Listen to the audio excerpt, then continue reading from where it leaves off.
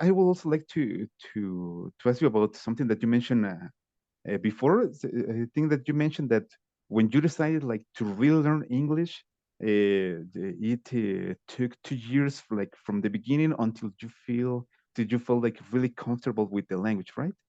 You mentioned that it 2 was years. 2 years It too. See? was 2 years. So and for example, here in Mexico, I can see like a lot of ads and publicity about some English courses, and they say, okay, so you will learn English in 6 weeks, and you will become a proficient speaker in 3 months, or okay, so in this course you will become you will dominate English in 6 months.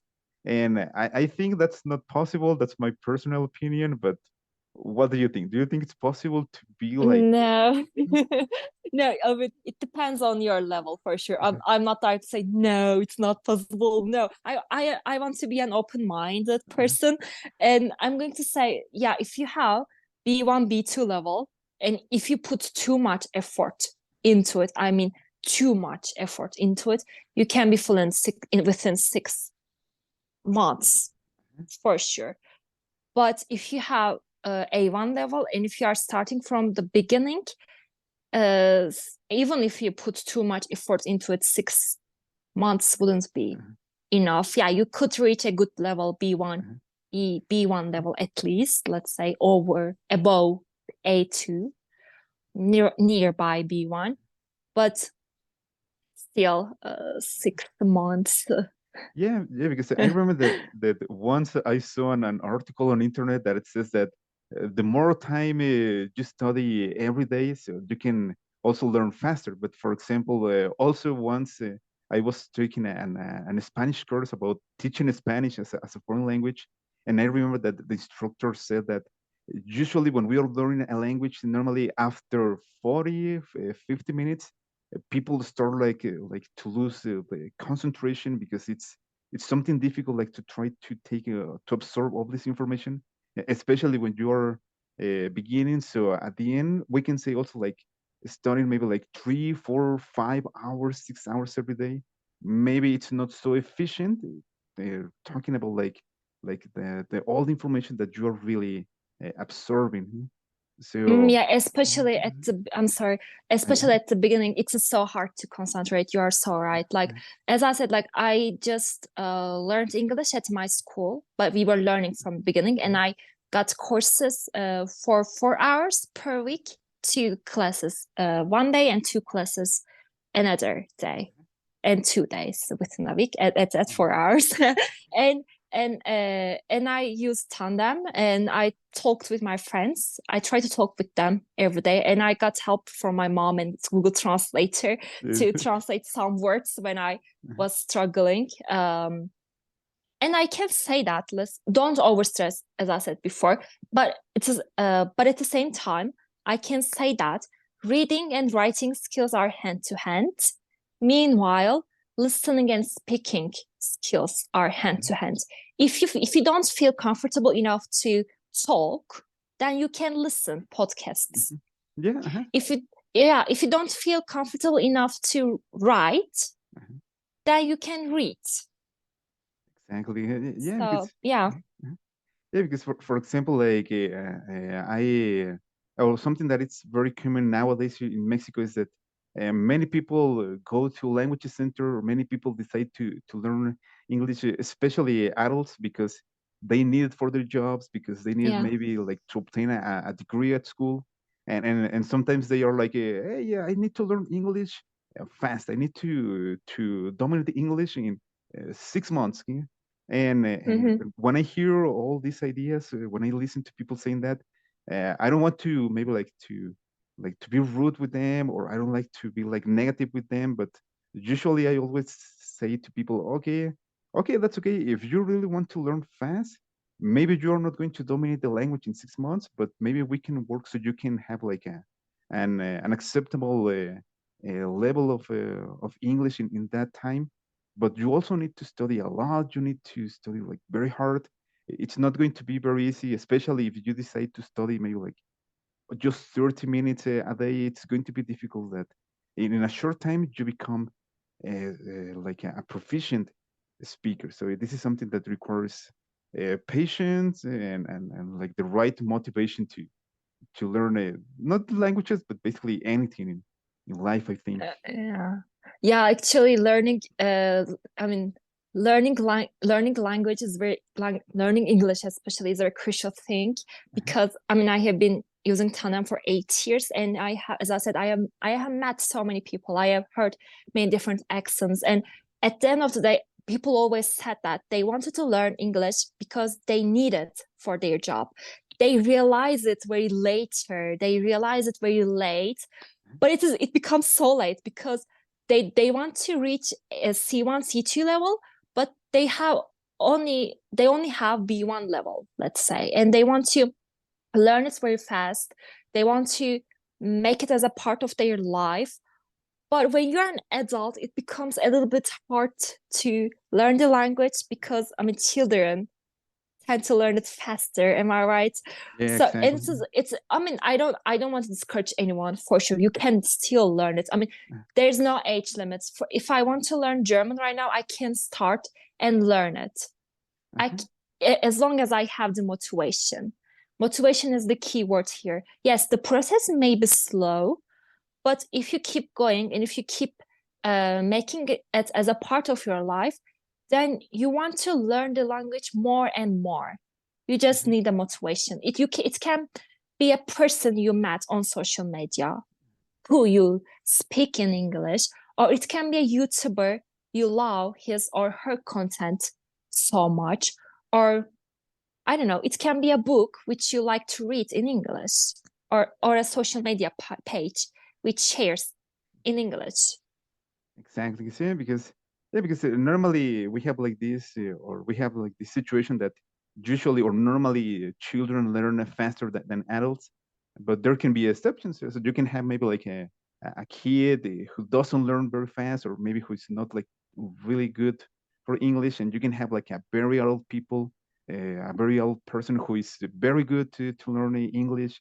So at the end, it depends on. There are many factors that can affect the way a person learns English, not just the school, not just the accent, not just maybe like the country. So there are also like some personal factors that people need to consider.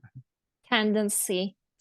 You can have a great tendency to learn a language for sure. It is also a skill. I mean, some people are great at learning a new language. It is a tendency. But it doesn't mean that you wouldn't be able to learn it just because it doesn't mean that just because you are not skilled enough to learn a new language, you can't learn a new language. There's nothing like that. As long as you have the patience, as long as you have you want to learn it, and as long as you have the motivation and dedication, you can manage everything. Exactly. Can see okay. And well, we were talking basically like folks like in this part of like English, how is like English learned in different countries. But just to finish, I just would like that you can if you can tell us a Yeah. little more about like your culture, about the some maybe like some traditions in Turkey, so people can also learn a little more about the culture in your country. Do you have like Yes. any special traditions? Do you have like any special activities in Turkey, or how is life in your country? Well, my daily life starts with breakfast. Mhm. Breakfast is a very important Uh-huh. deal here. It's a deal. Even it's Okay, not even a meal, it's a deal. okay, okay. Meal deal. It's a big deal here. We love breakfast. We have huge breakfast, and Okay, after that, we drink Turkish coffee. okay, It's a very strong one. When you drink it, you feel so alive and you feel already awake. okay. Uh, and for us, food is very important and communication is very important. We love to talk people. We can Mhm. have friends so easily. We love humor. Okay, We love to joke. We love to meet and tease people a lot. For example, and at the same time, we are very helpful. If you are in need and if you want help, then you can ask anyone for help, and they okay. would gladly help you. Even if they think that you are lost, they Uh-huh. tend to ask, "Are you okay? Do you need help?" We are very hospitable people as Okay. well. We love foreign tourists, and we like to communicate with them. We try to speak in English with them. Okay. So we have this courage. We are very brave enough to, talk to foreign people. We try to express ourselves and introduce our culture. Um, you know, Something like that for us, family is very important. It's a big part of our life, I can say. We like to visit our grandparents. For us, kids are very important. They are the center of attention in every family. They are like the pupils, like pupils. Okay, okay. Yes. What else I can say? We like to travel. We like to eat. We like music. We like fashion as well. Yeah. And is there any typical food in Turkey, like something like or like Kebab. something very oh, okay. Kebab. In Europe, everyone knows kebab. I can say that. Yeah, when I talk to a European guy or girl, they basically say, "Oh, I love kebab. You have kebab here, right?" And I'm like, "Yes, we have kebab," because they have kebab stores everywhere in Uh, Europe. When you go to Germany, in every inch you can see a kebab store which runs by a Turkish guy. okay, so, And after they get drunk in Germany or in Poland, let's say in Europe, let's say in general, they directly go to a kebab store and fool themselves with kebab because they're open even at night time. okay, so that's something interesting because I remember that when I visited New Zealand, something that was like strange for me, it was that all the stores and all the restaurants they close really early at night, and for example here in Mexico also it's very common to have like maybe some restaurants or some bars open late at night. So do you have like an active nightlife in Turkey? Definitely, especially in Istanbul. Oh my God, Istanbul. Istanbul would blow your mind. It is so crowded. The life never ends there. Never. I mean, the city which never sleeps. I can call it in this way. It never sleeps. It also in Turkey, it never sleeps. For example, in Belgium, they have lazy Sunday. It's a thing Okay. called lazy Sunday, and uh, no store is open on Sunday. If you want to if you want to eat out, you have to have it till 12 p.m. Or if you want to buy something, you have to buy it till 12 p.m. But it is for convenience store. Convenience stores are open till 12 p.m. On Sunday. All the shopping centers are closed. Restaurants are closed. I mean, open till 12 p.m. Or the convenience stores are open till 12 p.m. As I said. Lazy Sunday. They have lazy Sunday, but in Turkey we don't have it. Everything is every shopping center, every restaurant, everything is open 24/7. Okay, okay. So we So, never sleep. Yes. so well, I think that Turkey is a very good option to visit on vacation, especially if you like to have like this kind of experience, like talking to other people, like being outside. I think that Turkey is a great option, right? Especially if you like warm weather. If you like warm weather, you can go to Antalya, Bodrum, Muğla, or Izmir, places like that.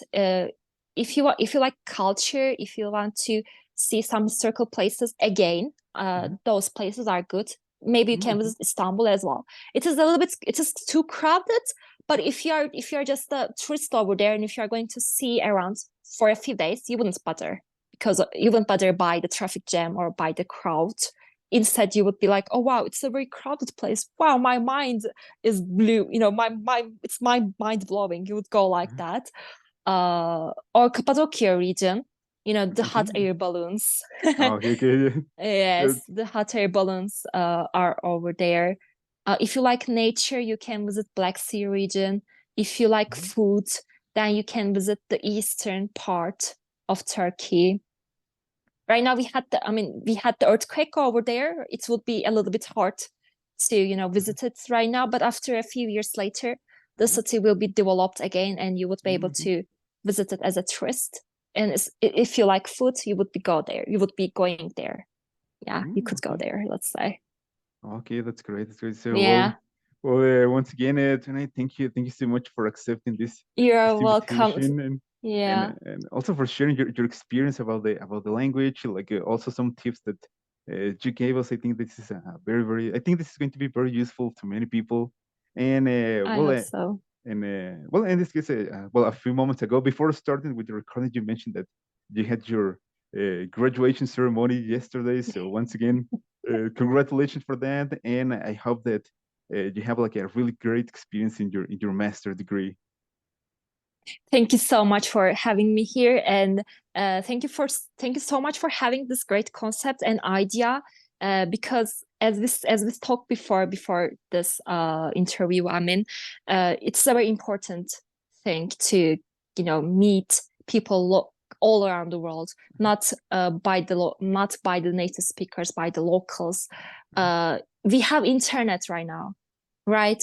You are able to talk to too many people. You can connect with everyone from all around the world, but not everyone is going to be a native speaker.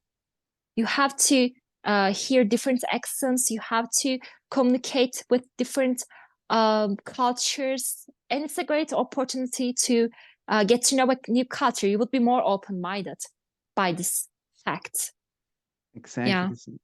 Yeah, and for example, maybe I think that we both can recommend this app, Tandem. I think it's very useful because Yes. we met through this app almost a year ago, and now we're having like this experience, like trying to help other people, maybe like trying to offer like a different perspective about the language to other people. So I think that people shouldn't be afraid of using apps, using internet to learn not just languages, but basically to learn anything they want. Exactly. You're so right. Yeah. You are going to learn the culture, you are going to exchange your knowledge, you are going to learn new things, you are going to see a different perspective and be more open-minded.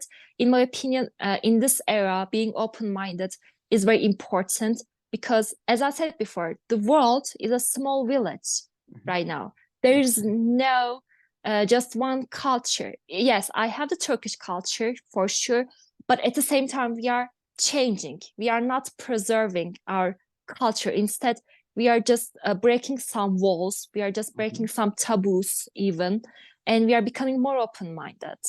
And we want to learn new things from different people, from different cultures as well.